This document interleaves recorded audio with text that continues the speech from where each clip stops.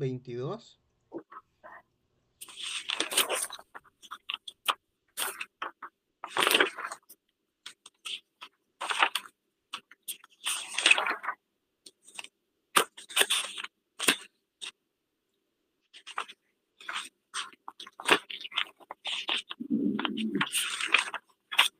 Aquí está. Ok. Perfecto. Medios de comunicación. Vamos a ver un pequeño videíto Ajá. para comprender un poquito antes de iniciar, ¿sale? Sí.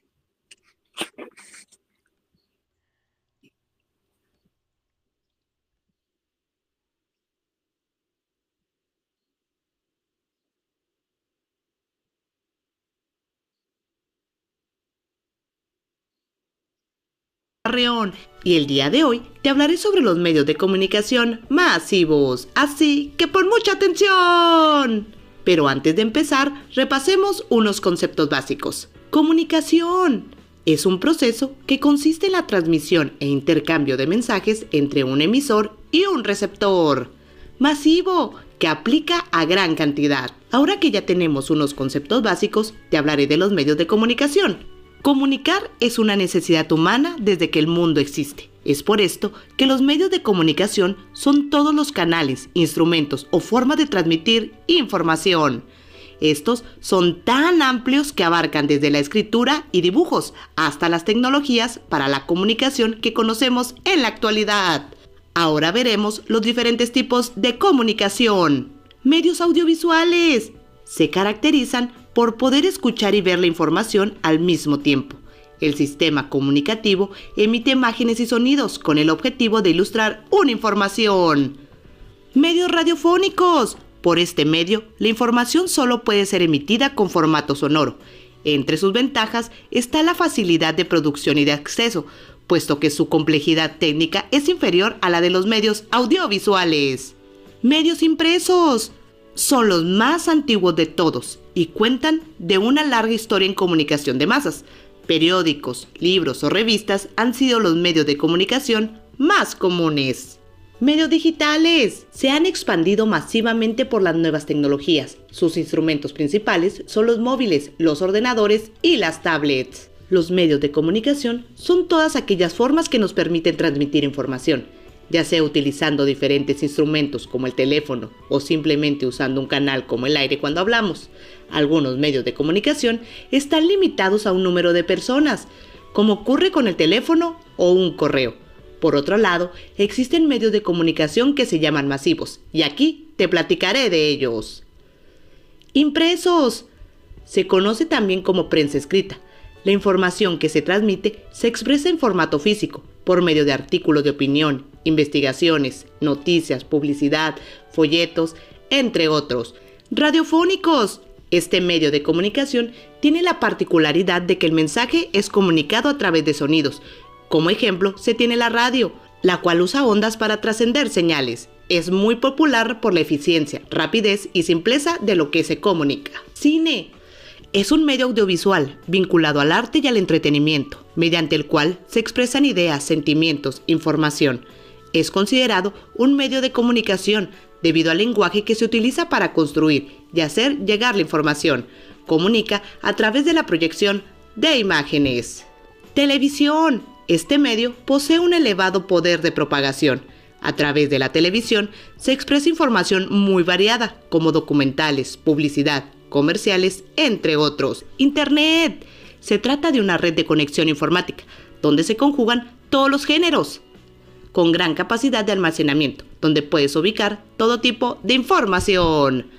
Los medios masivos de comunicación cobran importancia para la sociedad debido a que son instrumentos de difusión de la información, acortan las distancias, haciendo posible que personas distanciadas puedan mantenerse comunicadas. Ahora te dejaré unas preguntas para que me dejes tus respuestas en los comentarios. Muy bien.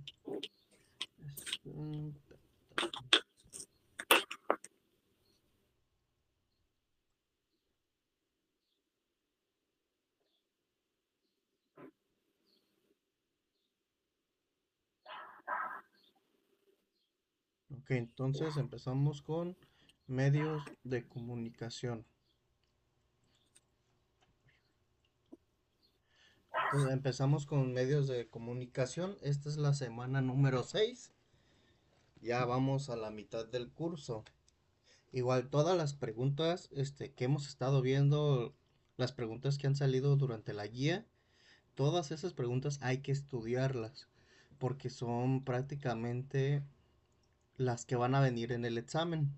A lo mejor se las van a cambiar con otro tipo de tema, pero el mismo proceso va a ser el mismo. Ok, ¿Sale? está Ok, bien. secuencia 11, medios de comunicación interpersonal y masiva. Secuencia 11.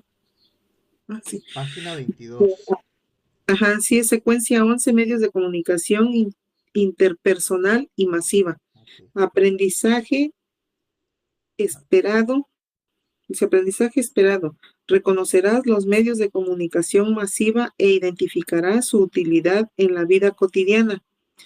Recuerda que los medios de comunicación masiva son herramientas que permiten compartir información con grandes grupos y se clasifican en sonoros, escritos y audiovisuales. La radio es un medio de comunicación sonoro. La televisión es un ejemplo de un medio de comunicación audiovisual y el periódico es un medio de comunicación escrito.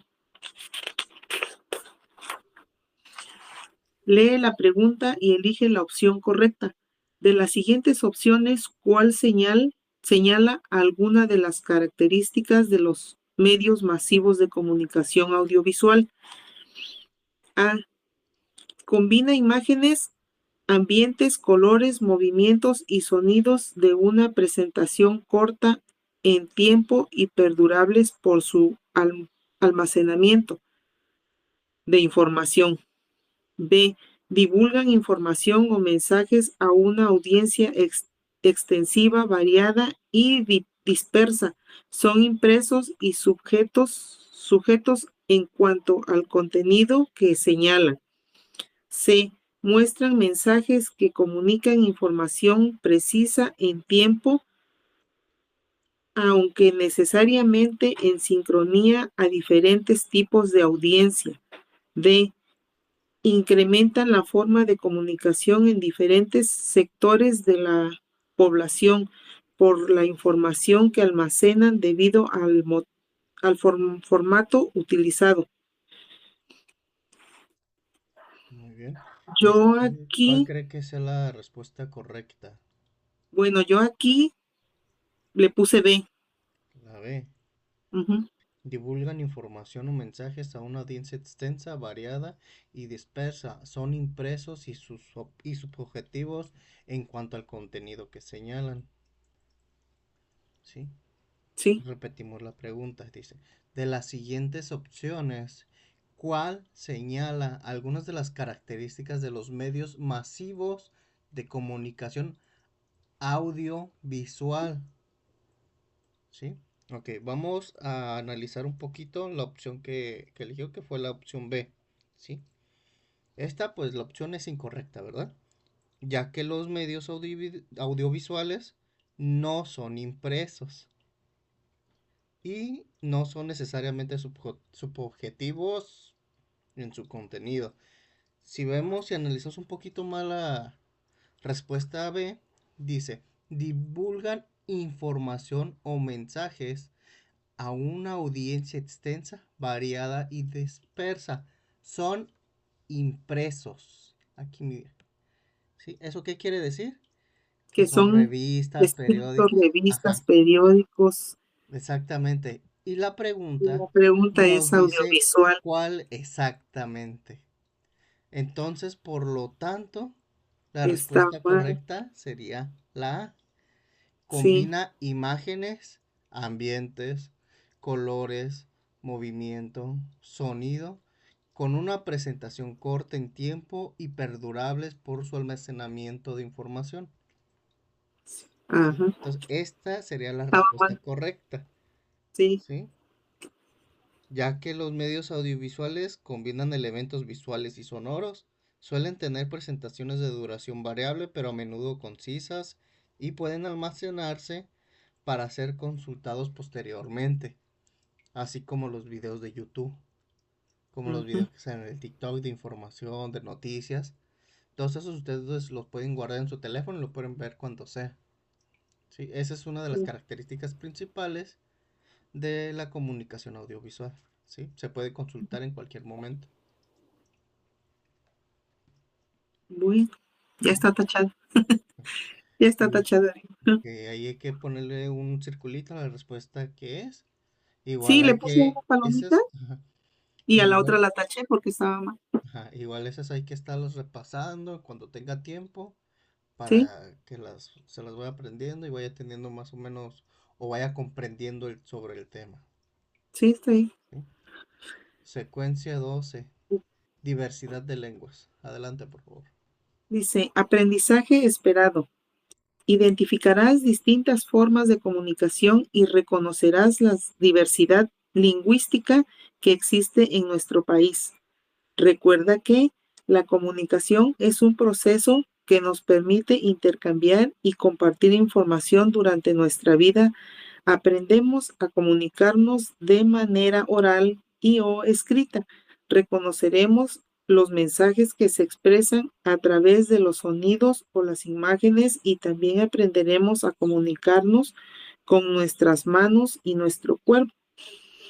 Lee el siguiente texto y elige la opción que muestra las palabras que lo completan.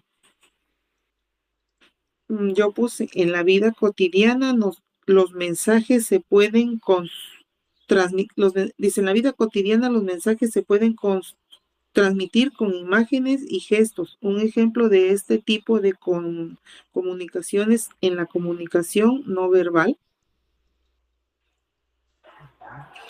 A, con- a, comunicación verbal, lengua sóstil con centro, del centro. B, comunicación escrita, lengua maya. C, comunicación oral, lengua Huave del oeste. D, comunicación no verbal, lengua de señas mexicanas. Ok, ¿cuál sería? Yo le puse D, Ok, muy bien. pero Ajá, lo escucho. dice, dice en la vida, dice, ¿cómo dice? En la comunicación, dice, lee los siguientes textos y elige la opción que muestra las palabras que lo completan. En la vida cotidiana, los mensajes se pueden transmitir con imágenes y gestos. Ejemplo de este tipo de comunicación es la comunicación no verbal. Ujú. A, comunicación verbal, lengua sutil de centro. ¿Cuál cree que sea?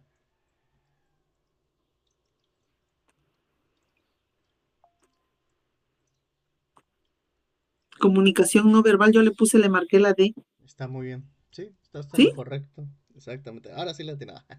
Bravo. Y el anunciado quedaría pues, en la comunicación no verbal, los mensajes se pueden transmitir con imágenes y gestos.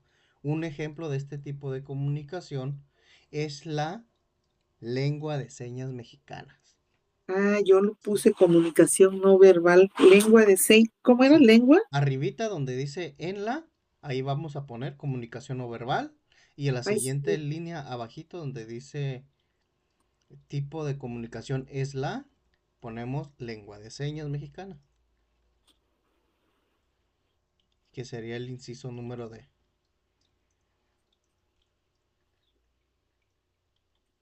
Lengua de señas no verbal. Ujú.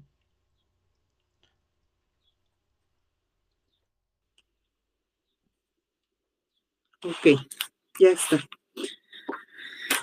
Dice, Perfecto. abajo del lengua y comunicación número 1 y aparece el... Ajá, aparece un codiguito QR, Ujú, ¿sí? sí. Ese Este lo codiguito va a escaneé. quedar de tarea, para Ah, que le ok, den yo lo una leidita. escaneé Ajá, y me dio todo un libro, o sea, en todo un libro a ver el tema que se está tratando en este tramo. exactamente. Esa va a ser la tarea.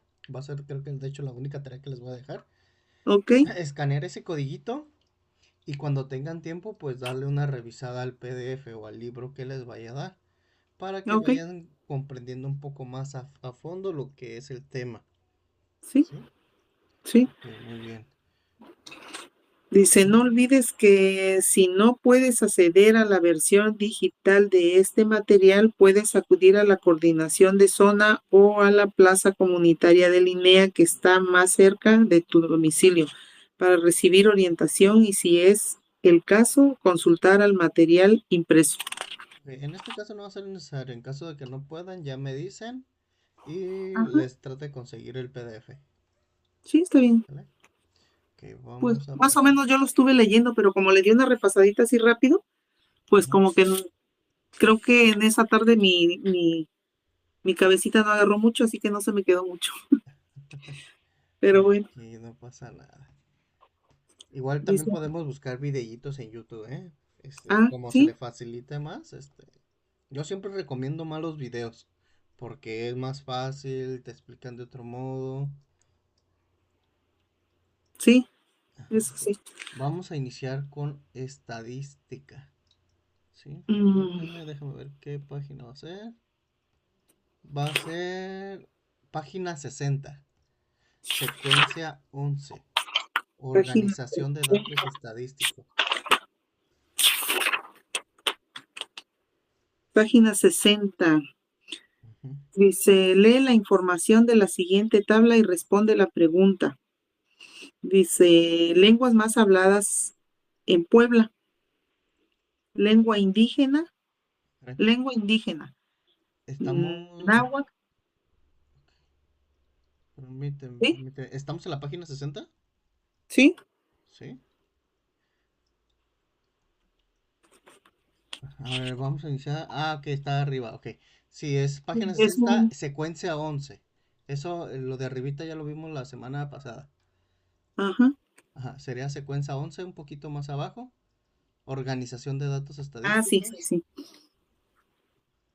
Dice secuencia 11, organización de datos estadísticos. Aprendizaje esperando, esperado. Aprendizaje esperado. Reconocerás los pictogramas y sus propiedades para representar los datos y facilitar la comprensión. Recuerda que el pictograma es un dibujo que permite dar un mensaje, representar un concepto, una palabra o una cantidad sin necesidad de escribir un texto. Se caracteriza por ser comprendido por la mayor parte de la población y es por eso que se recomienda que se utilicen signos sencillos y representativos para un dato o datos específicos.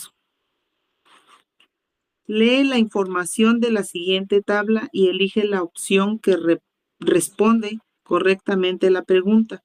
En una florería se hizo una tabla con pictogramas para representar la cantidad de flores que se vendieron de lunes a viernes.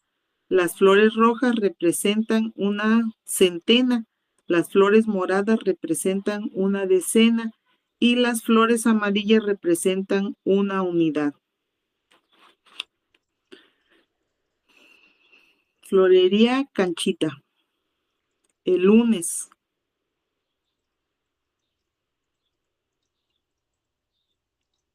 Ok, vamos a la pregunta. Ya primero ya vimos el pictograma, ¿no? ¿Cuántas florecitas amarillas hay? Cinco. ¿Cuántas moraditas y las rojitas, ¿no? ¿Qué ¿Sí? día de la semana se vendieron más flores? ¿Jueves, miércoles, viernes o martes? Sí, hay que analizarlo un poquito. Respondemos y ahorita vamos a ver un pequeño videito sobre retroalimentación estadística. ¿Sí? Le doy unos minutitos para que lo vea, Aquí, para que lo ¿cómo analice. sería? Este, Ok. Primero que es- nada, vamos a... Déjame, le pongo un poquito de zoom. para poder explicar un poquito mejor el concepto. ¿Tiene papel y lápiz ahí? Porque Sí, vamos a ocupar hacer unas cuantas operacioncitas. ¿Sí? sí, Ok, sí, sí le tengo. repito. En una florería se hizo una tabla con pictogramas. Es la tablita, pues la que tenemos. Los pictogramas son los dibujitos que representan un valor. ¿Sí? Para Ajá, representar la cantidad de flores que se vendieron de lunes a viernes. Las flores rojas, ahí le ponemos flor ajá. roja, escríbale, La roja que sería representa una centena, ¿sí? Las flores moradas representan una decena y las flores amarillas representan una unidad. Ok, ujú, vamos a analizarlo. Lunes, si vamos ahí, una, dos, son tres, cuatro, 5 cinco centenas. amarillas, ¿sí? Son 5 centenas. Ajá, 5 amarillitas más 7 moraditas, Las moradas representan, dijimos que, decenas. Y decena. una decena, ¿cuánto es? Son 10. 10 puntitos, digámoslo así. Una decena son 10, equivale a 10. Una decena es 10 piezas. Una Ajá, centena son 100 piezas. ajá. Y una unidad, pues es uno. Una unidad es una. Exactamente. Entonces ahora hacemos la suma. Las 5 amarillas más las 7 moradas, ¿cuántas flores son? Mm, dijimos que las moradas son centenas. Ajá. Des- sí, Decenas. decenas. Es que yo como lo tengo en blanco y negro, Ah, ok, ok. bueno, Ajá. entonces las moradas son decenas, Sí, ¿sí? decenas. Ajá. Que prácticamente valen 10. Si Sí. tenemos 7 70 decenas, más ¿cuántos 5, puntos 70. serían ahí? Si tenemos 7 decenas, son 70. Exactamente. Más Más las 25 5 de amarillas, que ¿cuánto vale una unidad? 10, Una unidad. centenas, 100. No, unidad. A una unidad Una de las unidad. moradas. Ajá, no, no, no. Una unidad representa Una el unidad número es una pieza. exactamente, uno. Uno. Entonces, las amarillitas representan una unidad. Cada flor amarillita es uno. Ah, las amarillas Ajá. representan. Cada Ah, flor moradita vale 10. Y cada flor roja vale 100.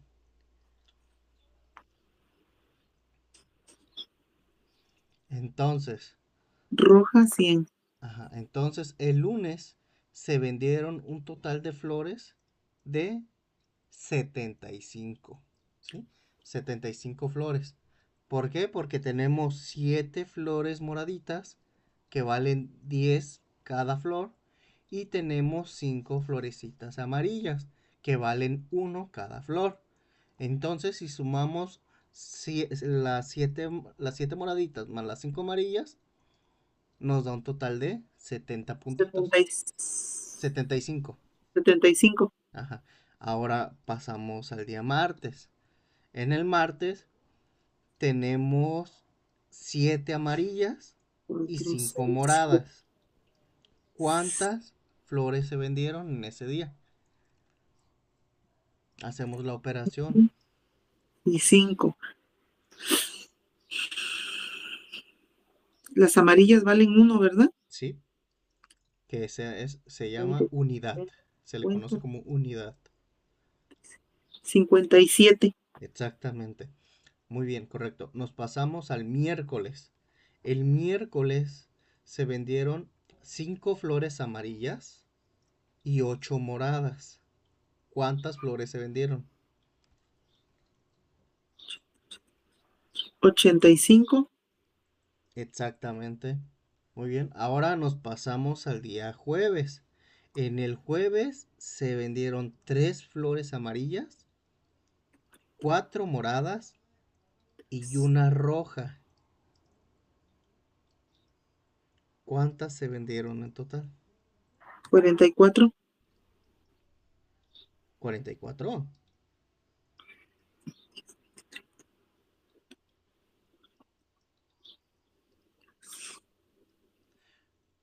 ahí vemos una florecita roja, ¿sí? ¿La roja Es, vale cuánto dijimos? es una centena, Ah, que sí, son cierto. 100. Son 100, Ajá, las centenas son 100. 140, 143, 143. Exactamente, muy bien. Ahí hay que ponerle una notita a un ladito, ¿sí? Sí, sí, le voy Cuan- poniendo. Le ponemos unidad igual a 1. ¿Sí? Decena igual a 10. Centena igual a 100. ¿Sí? Para que sea más fácil aprendérselas. Ujú. Ok, muy bien. Entonces ahí ya vimos que se vendieron 143 flores, ¿verdad? Sí, Nos vamos al día viernes. Ahora, en el día viernes se vendieron 2 flores rojas, 2 moradas y una amarilla. 221. Exactamente. Sí. Entonces, la respuesta correcta sería,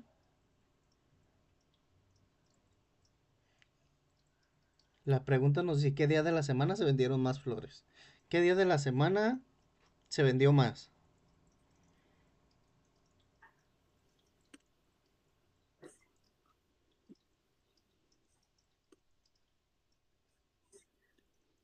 57, 221. El día viernes, ¿El viernes? Perfecto, ¿sí? correcto, ¿sí? Exactamente. La El día respuesta es la viernes es el que se vendió C. más flores. Muy Ahí lo bien. subrayamos y eso. Ahí hay que poner una notita para repasar Sí, esos tipos de ejercicios, ¿sale? sí. Vamos a ver un pequeño videíto sobre estadística para entrar un poco más en contexto sobre los temas que vamos a estar viendo.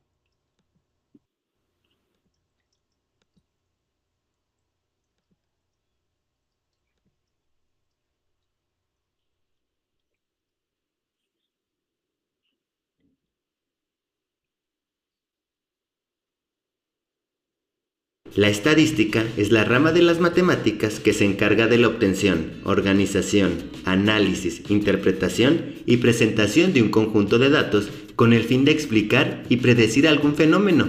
Es la ciencia de los datos y su razón principal de ser es ayudarnos a comprender mejor los hechos partiendo de la información que nos puede aportar mediante el análisis de datos. Nuestros ancestros del 3000 a.C. utilizaban la estadística para juntar información que necesitaba su gobierno sobre la agricultura y el comercio. Se tiene evidencia que en el antiguo Egipto recolectaban datos sobre la agricultura y años después el Imperio Romano comenzó a contar su población llevando registros de los nacimientos y muertes. Para la Edad Media no hubo grandes avances en esta disciplina, solo se recurría al conteo y registro de datos, pero en la Edad Moderna se realizó el primer censo estadístico moderno en países europeos, que les sirvió de base para calcular la primera tabla de probabilidades de edades. Para el siglo XX, la estadística se hizo más compleja, pues aparecieron varios personajes que se les conocía como estadistas, que aportaron fórmulas y cálculos llevándola de la obtención y registro al análisis e interpretación de datos. Fue entonces cuando dividieron la estadística en dos tipos, la estadística descriptiva y la estadística inferencial. La estadística descriptiva comprende la recolección, organización, resumen y presentación de datos, siendo su principal objetivo describir las características de los datos a partir de indicadores, tablas y gráficos. La estadística inferencial se encarga de hacer predicciones, generalizaciones y obtener conclusiones después de analizar datos. Con el avance de las ciencias y el uso de la estadística en el desarrollo de estas, se empezó a escuchar conceptos como población, muestra, parámetros, experimentos, variables, media aritmética, desviación estándar, entre otros, como el lenguaje común entre los distintos científicos de la época.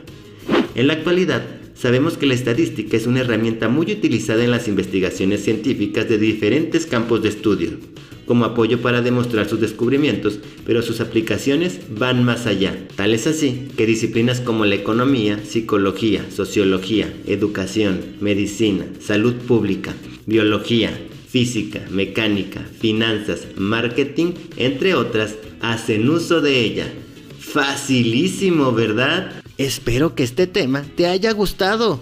Por favor, regálame un like comenta, compártelo y suscríbete para que puedas seguir viendo mis videos.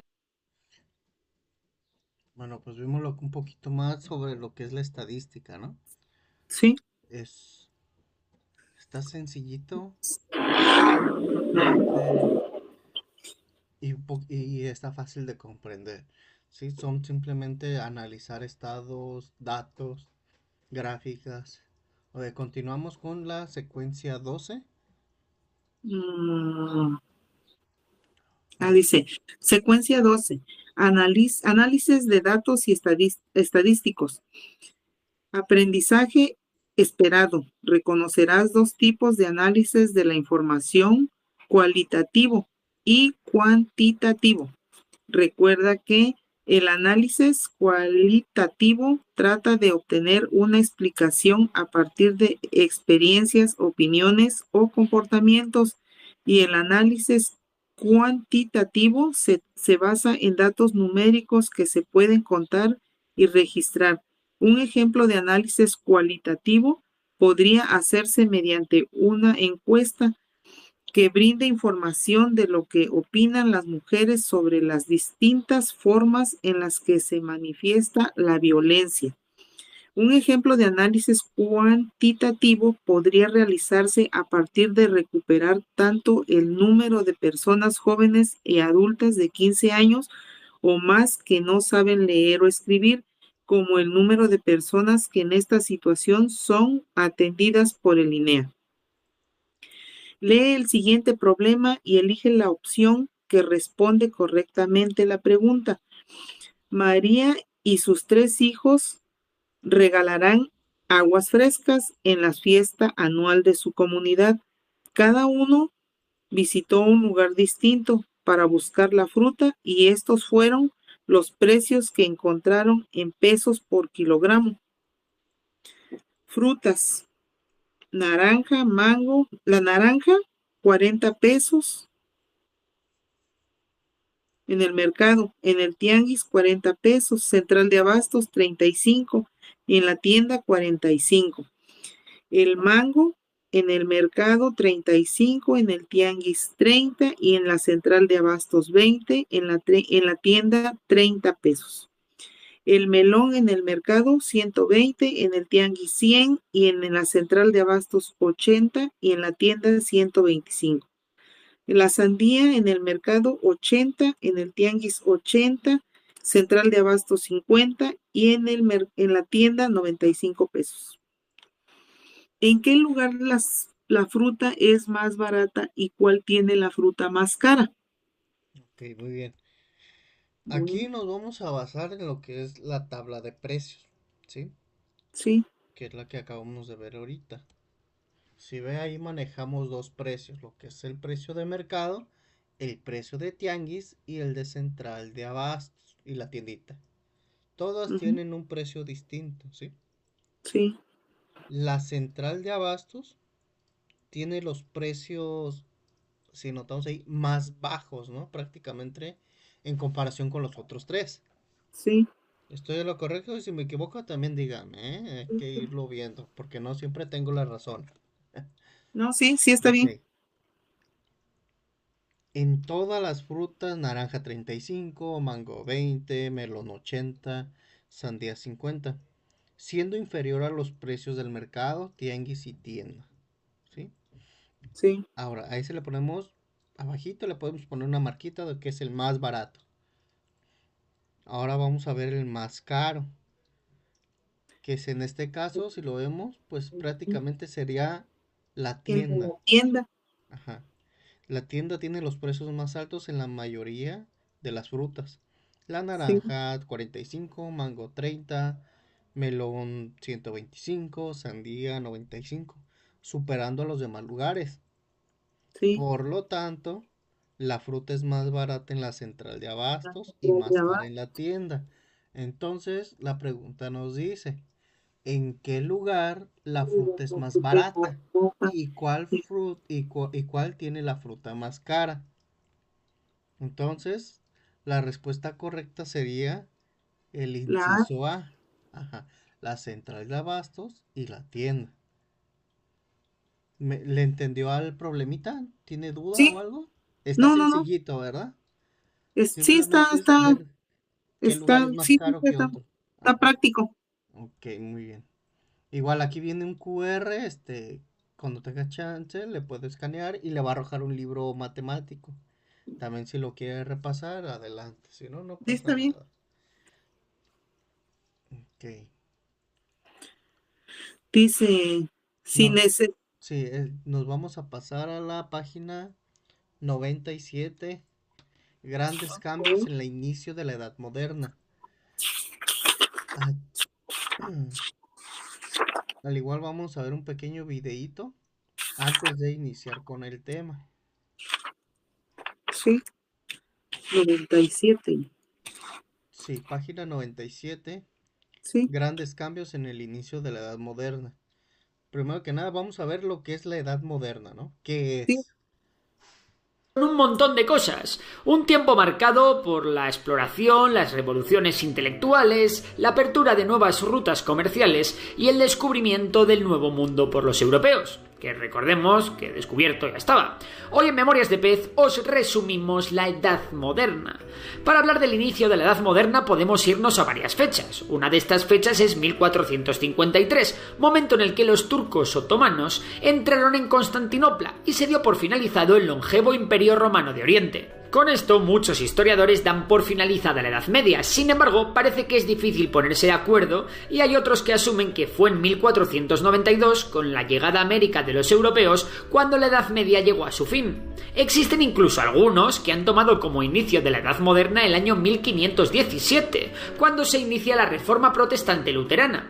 Nosotros, para poder abarcar el mayor número de acontecimientos, vamos a empezar nuestra historia desde 1453. El siglo XV fue un siglo en el que se desarrolló un montón el comercio, que llevó al enriquecimiento y la formación de una nueva clase social, la burguesía. Todo esto se consolidó gracias a la apertura de las grandes urbes, la necesidad de aumentar la seguridad en las rutas y el aumento en la sanidad y la prosperidad en general. Así, las alianzas entre las monarquías pasaron de ser alianzas militares para convertirse en alianzas comerciales, y la figura del rey aglutinó todas estas relaciones. Las monarquías europeas se fueron fortaleciendo cada vez más, mientras que la Iglesia miraba con recelo el aumento de poder que los estados iban adquiriendo. En resumen, los estados crecían y el comercio prosperaba, y por eso mismo se dio un expansionismo sin igual, en el que todo Cristo comenzó a buscar nuevas rutas comerciales como locos.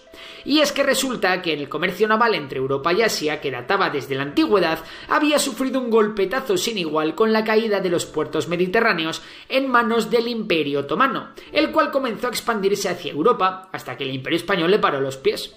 El caso es que, aprovechándose de la ventaja geográfica, los portugueses y los españoles se echaron a la mar y entrenaron a sus mejores marineros y capitanes para iniciar un siglo lleno de exploración, buscando llegar a las Indias por nuevas vías. Además de buscar nuevas tierras para colonizar, claro. Los más adelantados en estos procesos fueron los portugueses, con el icónico Enrique el Navegante a la cabeza. Con él, la geografía avanzó exitosamente y se lograron descubrir nuevas rutas hacia la India gracias a la expedición de Vasco da Gama. Toda esta serie de navegaciones previas, avances náuticos e implementación de nuevas tecnologías, así como la asunción de la esfericidad de la Tierra, fueron de especial relevancia para poder llegar a nuestra siguiente fecha de inicio de la modernidad, el descubrimiento de América por Cristóbal Colón. Así daría por comenzada la época de los grandes descubrimientos y la colonización, que incluso llevó a Juan Sebastián Elcano a completar la primera vuelta al mundo y a descubrir Oceanía, donde el Imperio Español comenzó a amasar territorios y donde los españoles comenzaron a comerciar con las dos grandes potencias orientales, China y Japón. Mientras tanto, volviendo a Europa, la crisis del sistema feudal había iniciado una revolución cultural sin precedentes, el Renacimiento. Y es que el Renacimiento se caracterizó por revoluciones en todos los aspectos del arte, la ciencia y el conocimiento. El movimiento fue particularmente importante en Italia, donde se originó, pero también influyó en otros países de Europa occidental, con profundos cambios filosóficos, caracterizados por una nueva visión del hombre, como el centro del universo, en lugar de Dios. Vamos, lo que se conoce como el antropocentrismo. Esto no se sabe si fue más bien una causa o consecuencia de un aceleramiento de la crisis de la Iglesia Católica, que como ya hemos comentado antes, estaba bastante tocada con el aumento de poder de las monarquías europeas, así como por el cansancio de años de cruzadas. Además, la corrupción en la Iglesia era cada vez peor. Por poner un ejemplo, esta gente había llegado al punto de conceder indulgencias de pecados, es decir, perdonar a pecadores a cambio de dinero. Por otro lado, los avances tecnológicos habían llevado a Gutenberg a crear uno de los inventos más maravillosos del ser humano, la imprenta. Y esto a pesar de que pudo acercar a muchos más hogares los textos bíblicos y llenarle el bolsillo a la Iglesia, al final fue un tiro en la nuca para los católicos. ¿Por qué? Pues en primer lugar, los estudiosos empezaron a darle nuevos sentidos a las palabras divinas, muchos de ellos contrarios a la Iglesia Católica. Esto llevó a un cuestionamiento constante de los cánones eclesiásticos y a una sensación de contradicción, ya que parecía que los mismos textos decían cosas distintas según quien los leyese. Por otra parte, los opositores de la Iglesia encontraron en la imprenta una herramienta inigualable, que les iba a servir para hacer propaganda en contra y para hacer entender de forma masiva al pueblo los errores que se cometían desde Roma. Así, en 1517, Martín Lutero, un sacerdote alemán, escribió las 95 tesis contra la venta de indulgencias. 3 años más tarde fue excomulgado por el Papa de Roma por defender en sus tesis que ciertos principios básicos del cristianismo se habían perdido y que la Biblia era la única fuente de verdad. Era claramente un ataque al Papa, a quien los luteranos veían sin ningún tipo de poder divino para difundir la palabra de Dios. Lutero había iniciado la Reforma Protestante, y con ella estaba por acontecer un auténtico tsunami de cambios y reformas en el cristianismo, que llevarían a dividir Europa prácticamente en 2 bandos. Mientras, en el otro lado del mundo, los imperios Inca, Maya y Azteca habían sido conquistados, y el fin del modelo social de las civilizaciones amerindias había llegado. Así empezó el proceso conocido como la occidentalización de los dominios españoles y portugueses, a los que seguirían los ingleses y franceses en Norteamérica. Con ellos daba comienzo el inicio del modelo colonial, que llegará hasta el siglo XX. Este modelo colonial estuvo caracterizado por la imposición de la cultura occidental, así como la evangelización y la expansión de las artes. Otra característica fue también el empleo de mano de obra esclava, que en un primer lugar fue en su mayoría indígena, hasta que las críticas a la esclavitud y la defensa de la libertad india promovida por voces como Fray Bartolomé de las Casas llevaron a que la bestialidad se redujese un poco. La solución a la pérdida de mano de obra fue encontrada rápidamente, y se inició una era salvaje de comercio de esclavos africanos en América, cosa que no pareció generar ningún tipo de conflicto moral en nadie, y de hecho se extendió durante siglos. Así, con un nuevo modelo de economía mercantil transatlántica y una enorme cantidad de recursos a su disposición, muchas de las monarquías europeas se hicieron cada vez más potentes y grandes, llegando a establecerse enormes rivalidades imperiales. A la hegemonía portuguesa del siglo XV le sucedió el auge del Imperio Español, que dominó el mundo durante siglo y medio. Tras esto, el Imperio Español siguió dando guerra, pero otras potencias como Inglaterra, Francia o Países Bajos llegaron pisando muy pero que muy fuerte. Bien, volvamos a Europa, donde la Reforma Protestante se estaba abriendo paso de la mano de Martín Lutero. Hartos del poder de la Iglesia, muchos otros países y monarcas europeos del norte y centro de Europa se sumaron a la Reforma con sus propias corrientes religiosas. Y así, además de los luteranos, también aparecieron los calvinistas en los Países Bajos o los anglicanos en Inglaterra.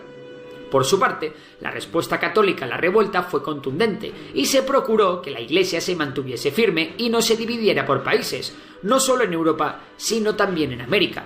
Tras el Concilio de Trento en 1545, se promovieron distintas soluciones para evitar el protestantismo y conservar el poder. Se publicaron listas de libros prohibidos, se fundaron seminarios y se reformaron órdenes religiosas. Y, como no, se estableció la Inquisición romana, un organismo encargado de perseguir al protestantismo que se hizo muy fuerte en Italia, España y Portugal, y que, entre otras fechorías, llevó a cabo la ejecución de Giordano Bruno y la condena de Galileo Galilei por cuestionar el modelo cosmológico. Con todo este panorama montado, se originaron guerras santas, como la infame Guerra de los 30 años, además de numerosas revueltas o guerras civiles en los distintos países europeos. Evidentemente, la nueva clase social existente, la burguesía, tenía claro que sus intereses no iban a ser los mismos que los de la Iglesia. Con ello, el estallido de la Contrarreforma también puso en contraste las ideas de la modernidad con el pensamiento medieval, y la mentalidad de Europa empezaba a abrirse camino hacia el progreso.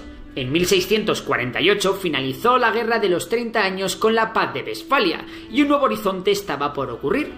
Con el incesante crecimiento de la burguesía, la consolidada clase alta comenzó a ser partícipe de un nuevo intercambio de ideas.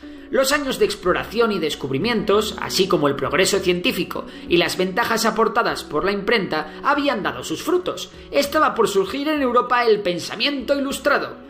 Así, muy cansados de guerras entre teorías divinas, los burgueses comenzaron a dudar y considerar el pensamiento racional como la única fuente de conocimiento. Con la llamada Ilustración se dio paso al desarrollo del método científico, y muchos de los grandes científicos y filósofos florecieron a raíz de ella, como Locke, Newton o Descartes. Por otra parte, se cuestionó mucho el poder político, y también surgieron nuevas ideas de igualdad, algo que fue muy importante para los criollos americanos y que más adelante incluirían en sus revoluciones de independencia. Lo mismo ocurrió con los colonos ingleses de las 13 colonias, quienes acabaron hasta el gorro de Londres y proclamaron la independencia de los Estados Unidos de América. Muchos de los franceses que formulaban estas nuevas ideas ilustradas y revolucionarias eran franceses, como Voltaire o Montesquieu. Y es que si había un lugar en la Tierra donde la monarquía absoluta fuese absolutísima, ese lugar era Francia, especialmente la Francia de Luis XIV. Así, a raíz de esto, probablemente la consecuencia más determinante del pensamiento ilustrado fue la feroz crítica a la monarquía, que llevó a muchos monarcas a replantearse grandes reformas y convertirse en déspotas ilustrados. Un ejemplo de esto fue Carlos III de España. Esta crítica, en Francia, donde el poder de la corona ya olía desde hace tiempo, encendió la mecha del acontecimiento que marcaría el final de la Edad Moderna, la Revolución Francesa. Y es que a pesar de que ya había habido importantes revoluciones en el siglo XVII, como la Revolución Inglesa, que terminó con la Revolución Gloriosa, no hubo nada similar a la Revolución Francesa iniciada tras la toma de la Bastilla el 14 de junio de 1789. La crisis política que vivía la nobleza y el alto clero, sumada a las complicaciones económicas y el auge de la burguesía, provocaron un clamor popular en busca de algo nuevo. El antiguo régimen ya no servía. Las ideas de la razón, salidas de la Ilustración, sí. Si antes habíamos asistido a una crisis de la religión en pos de un fortalecimiento de la monarquía, ahora estábamos ante una crisis de la religión y la monarquía, esta vez para dar paso a las nuevas ideas sobre la división de poderes y los derechos humanos. Así, tras un sangriento curso, la Revolución Francesa llegó a su fin, curiosamente poniendo un nuevo dictador, Napoleón, a la cabeza del imperio. Francia se había constituido como república, y el resto de imperios europeos temían la nueva ola antimonárquica como si fuese una plaga bíblica. Se había iniciado algo que, a la larga, fue imposible de parar. Además, estas ideas llegaron frescas a América, donde el poder de las monarquías era mucho menor. Una nueva época llegaba. Con el final de la Edad Moderna, por primera vez el hombre iba a constituir el centro del pensamiento, y se comenzó a hablar de valores como la tolerancia, el libre albedrío y la curiosidad. Todo esto fomentó el crecimiento y la prosperidad del nuevo sistema económico ya consolidado, el capitalismo, y además también impulsó una serie de avances científicos que culminarían en la revolución industrial.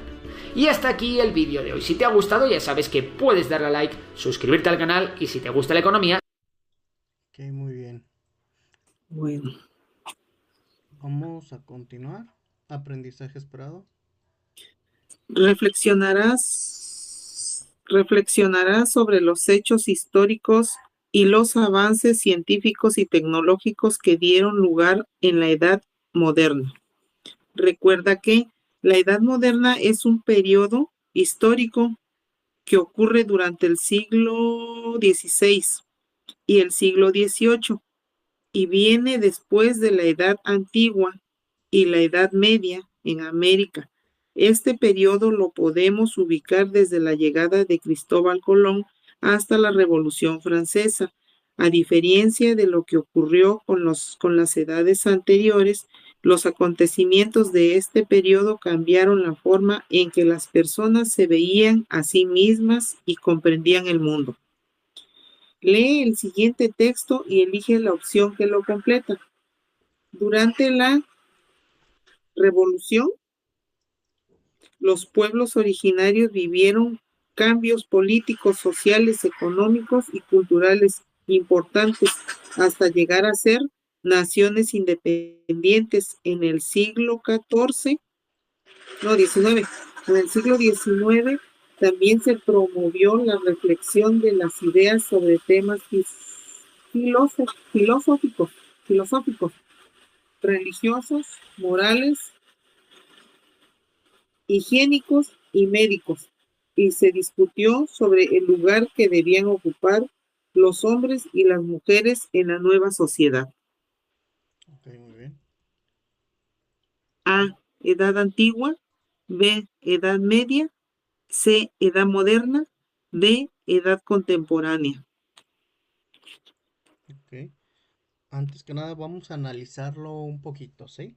¿Sí? La edad antigua se extiende hasta el siglo V después de Cristo. No incluye procesos de independencia del siglo XIX, ¿sale? Esa es la edad antigua. La edad media va desde los siglos V hasta los siglos XV. Tampoco coincide con el texto descrito. Mm, La edad moderna sí, sí se sitúa aproximadamente del siglo XV al siglo XIX, abarcando la colonización de América, las ideas de la ilustración, los procesos de independencia en el continente, ¿sale? Y la edad contemporánea comienza generalmente a partir del siglo XIX, después de las independencias o con eventos como la Revolución Industrial y así, ¿verdad? Por Sí, lo que no incluye el periodo de formación de las naciones que se sería describió. Entonces, la respuesta correcta sería la la respuesta D. C, ¿La D?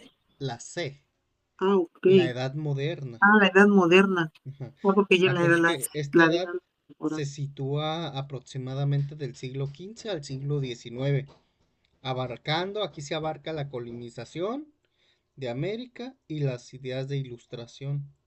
Más aparte, pues los procesos de independencia en el continente, que es lo que nos pide aquí, mire. ¿Sí? Y si le ponemos la C, diría, durante la Edad Moderna, los pueblos originarios vivieron cambios políticos, sociales, económicos y culturales importantes hasta llegar a ser naciones independientes en el siglo XIX. ¿Sí?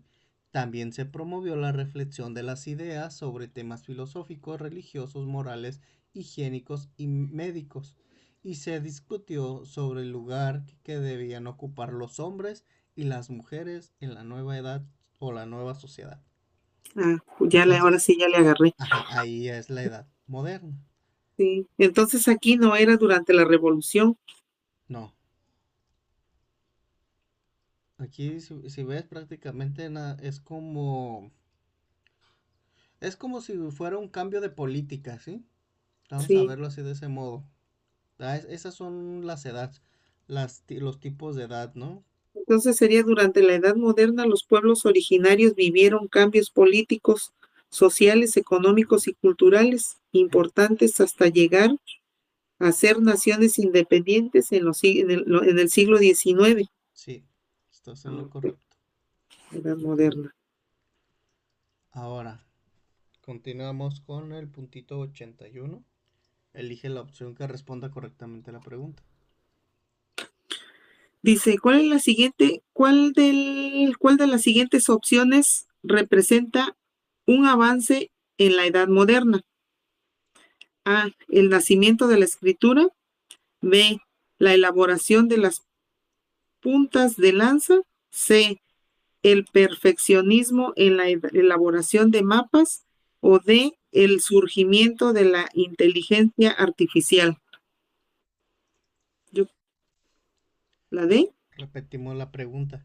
¿Cuál de las siguientes opciones representa un avance en la edad moderna? ¿sí? La inteligencia artificial. Mm, eso ya sería ahorita, no. Ahorita en la actualidad sería, ¿no? Ajá, sí, sería ahorita en la actualidad, en el presente siglo que estamos viviendo ahorita. Entonces, sería el inciso C, el El, perfeccionamiento en la elaboración de mapas. ok, Vamos a analizarlos poquito, ¿sí? sí. Vamos a analizar primero la respuesta correcta. En la Edad Moderna, los viajes de exploración impulsaron grandes avances en la cartografía. La cartografía prácticamente es el perfeccionar los mapas, el crear estos mapas. El mapa de México, el mapa mundi, todos los Fotografía. mapas son creados por medio de la cartografía. ¿Sí? Esto se hizo para mejorar la navegación y la representación territorial. Ahora, vamos a ver los demás incisos. El inciso A, el nacimiento de la escritura, pertenece a la edad antigua. El inciso B, que dice la elaboración de las Elaboración de puntas de puntas de lanza, lanza son desarrollos de la edad antigua antigua. o media, está entre esos dos puntos. Y la inciso D, que es la de la inteligencia artificial, es un avance de la edad contemporánea, que esa es la edad en la que estamos actualmente. Ah, ok. ¿Sí? Ok, nos vamos a la pregunta 82 y terminaríamos por el día de hoy, por la clase. Ok. Elige la Dice, opción. Adelante. elige la opción que responda correctamente. Se desarrolló durante la Edad Moderna.